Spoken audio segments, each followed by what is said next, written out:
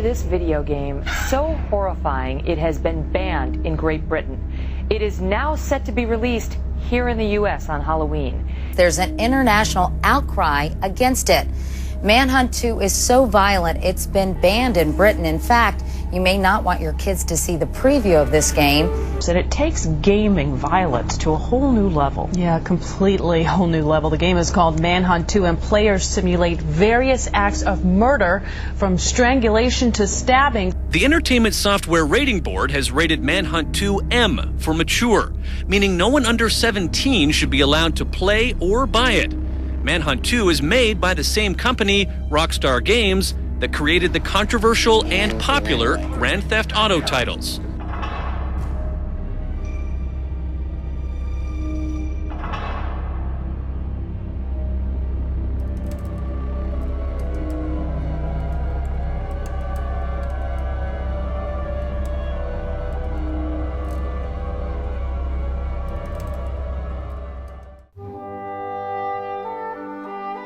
It was 2003 and life was kind of nuts.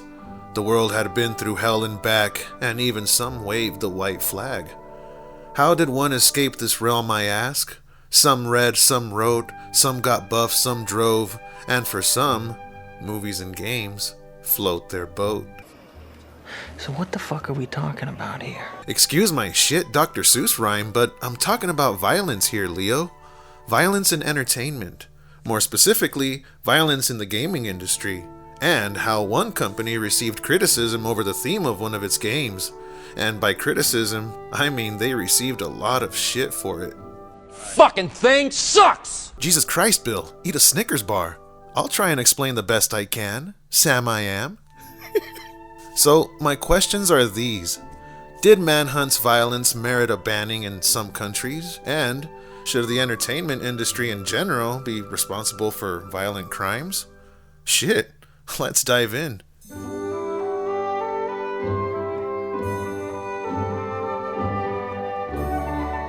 Chapter 2. The Rockstar. And no, I'm not talking about Rod Stewart.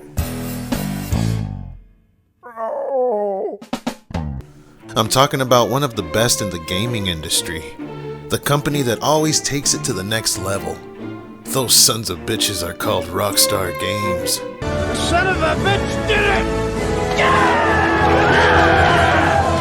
Alright! But to understand how Rockstar got to Manhunt, I need to know some of their backstory. Rockstar started in December of 1998, which was also the year the first iMac came out. The year Viagra became approved by the FDA. Don't let erectile dysfunction get in the way. And even the year Monica Lewinsky told the world about her loving relationship with Bill Clinton. I did not have sexual relations with that woman. Wait a minute. I'm talking about Rockstar here, so back to them.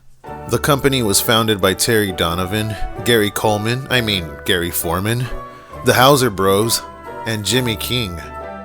Holy shit, that's a lot of names. Rockstar's parent company, who they also call their daddy, is known as Take-Two Interactive. If they sound familiar, that's because they also own 2K Sports. Rockstar would basically gain instant popularity with their buffet of video games, and as a kid I would always be saying stuff like, "Oh shit, look at those graphics." They gave our childhood Vice City and the badass Max Payne. No, not the Wahlberg edition. They gave us San Andreas, Midnight Club, Smuggler's Run, the piece of shit State of Emergency. They even gave us the Red Dead Redemption series. What the hell more could us punks have wanted? Well, there was this one thing. And as a kid, there was this one game. That one Rockstar game with the cover that scared the living shit out of me. The game I didn't dare ask my parents to buy me. That game, ladies and gentlemen, was Banjo-Kazooie.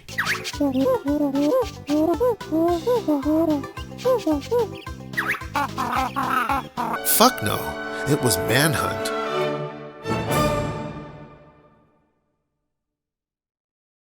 Chapter 3. The Manhunt.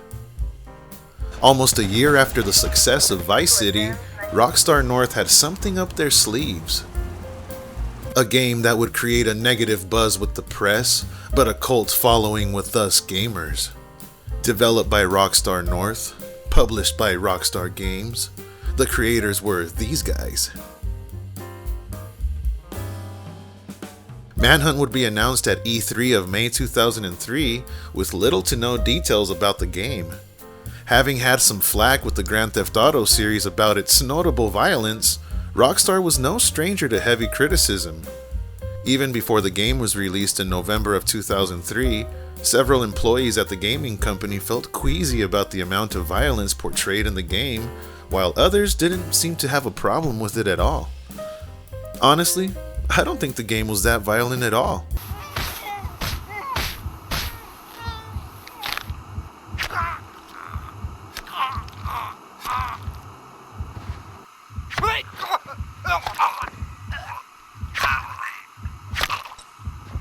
Okay, I lied. This shit was pretty violent. At least for the time period it was, and the objective was to kill. So you're a killer? Sir, yes, sir! Ah! This game probably wouldn't have happened nowadays, and it probably would have been on the chopping block. But in 2003, Rockstar had the cojones to do whatever it was they fucking pleased. Ah! You don't scare me! Work on it! In the first month of its release, Manhunt sold about 75,000 copies of the title, whereas Vice City sold about 500,000 copies in just 24 hours. So, if you compare these two classics from a money standpoint, Rockstar really did have the balls to try something with a little more ultra-violence. So, even though the game wasn't widely received with praise, you would expect for Rockstar to steer away from these violent games and do the moral thing, right? 2007 rolled by and they decided to release yet another Manhunt. Now, it was called Manhunt 2. At least the graphics were improved, but the amount of violence, same.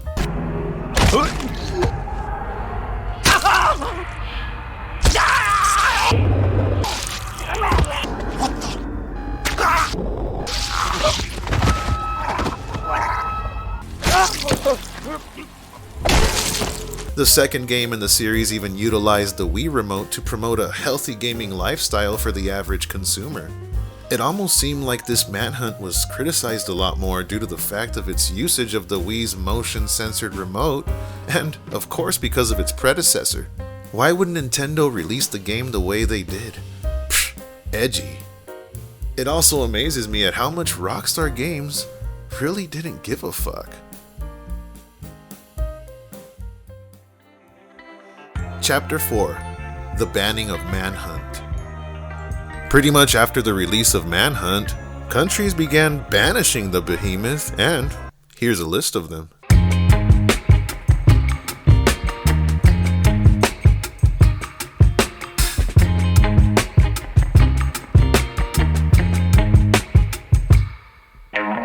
For the second Manhunt, an outright ban for the title in New Zealand, Malaysia, Germany, South Korea, and even in Ireland for a short period of time. Even Hillary Clinton got involved writing a letter to the ESRB asking them to change their rating from mature to adults only. Damn, those lizard people are in everything. It seemed like the public court of opinion actually enjoyed the game. It's gonna be hot, because it looks like you're actually in the game, sword fighting and all that, shooting and all that stuff. The game just looks like they made it like this just to make it controversial, just to bring something up. Because there's really no reason for the amount of violence, the level of violence that was in the game. Some of them. Whereas the news outlets almost berated the game. Why were senators like Hillary Clinton, Joe Lieberman, something Brownback, and Evan Blah pushing for an adult rating? Today I'm announcing the Family Entertainment Protection Act. This bill will prohibit the sale of violent and sexually explicit video games to minors and will give parents the tools they need to make informed decisions. Was it really necessary to essentially censor the game and make it more difficult to purchase? Why was Manhunt 2 getting so much negative attention? What had the original Manhunt done? Exposure to violent video games is also bad for children. Chapter 5. The Court Case. Investigators searched the home of 17-year-old Warren LeBlanc after committing an unremorseful murder of 14-year-old Stefan Pakira, in which a supposed copy of Manhunt was found in LeBlanc's home. The weapons used in the murder were a claw hammer, a knife, and Pakira's parents insisted the game had some doing in the murder of their son.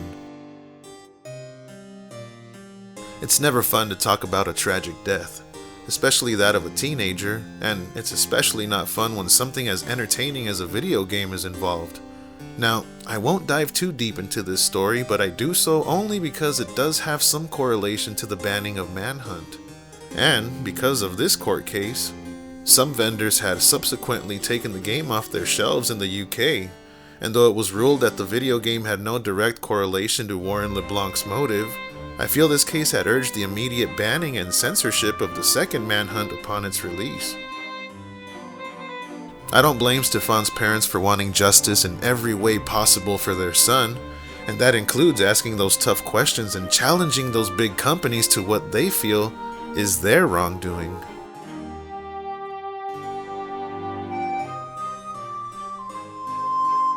Chapter 6. The UltraViolence.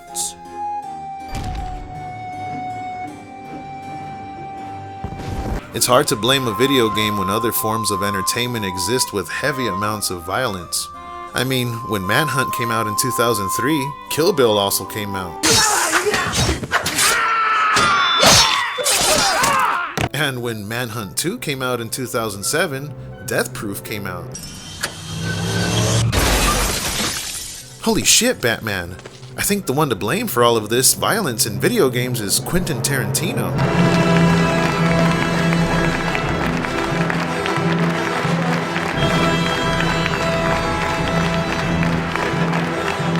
Suck a dick. That's my point. It's almost damn near impossible to blame the negative actions of others because of the ultra-violence in entertainment. Could you blame movies and games? Sure. But one has to look at the bigger picture. A person's upbringing, mental state, perception of life, hell, even emotional state play a bigger role than violence in movies and games. People tend to forget about other games in which the objective is to basically whack someone. People also tend to forget that these games have a rating system for a reason, and it is up to the individual or parents to use their judgment when purchasing these games. Which brings me to my conclusion.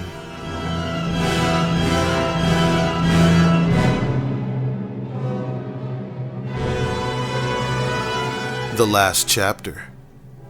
Remember the questions I brought up in Chapter 1? Did Manhunt's violence merit a banning in some countries? And should the entertainment industry in general be responsible for violent crimes? So, did it deserve to be banned? Nope. Honestly, there's no doubt in my mind that Rockstar knew exactly what they were doing when putting out this game. Of course they knew the amount of heat they would receive by the press, but hey, they still did their thing, and I honestly applaud that. And what about the entertainment industry as a whole? This ain't negotiation time. This is Scarface, final scene, fucking bazookas under each arm. Say hello to my little friend. Should we ban Star Wars if I go out and start force choking people? At that point, I definitely think something was wrong with me, but I wouldn't go around banning movies. Why not let the average day citizen, the average Joe, the people that make the world go round, why not let them make their own decisions about what's too violent or not? And if they don't want to watch or play these things, there's a beautiful power button to save the day. For the most part, everyone uses their common sense, but people also make mistakes as well. And to be quite honest with you, I played these games and watched these movies as a kid, and I turned out just fine. Fuck! What the fuck is this game about?